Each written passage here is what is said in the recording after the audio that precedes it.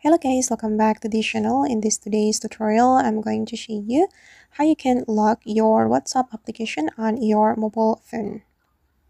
Okay, let's get into it guys. Here I have opened my mobile phone, and first of all, I'm going to open up my WhatsApp and we're going to go to the WhatsApp setting.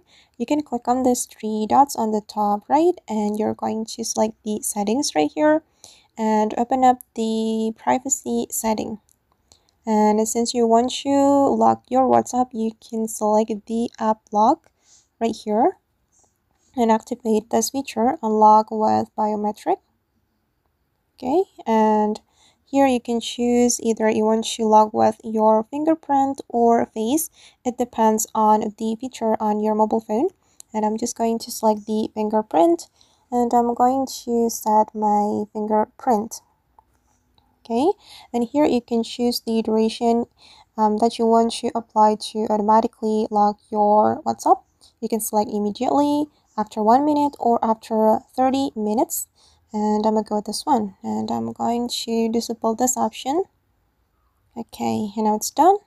And after I log my WhatsApp, anytime I want to open it, I have to scan my fingerprint, or I can also use my pattern.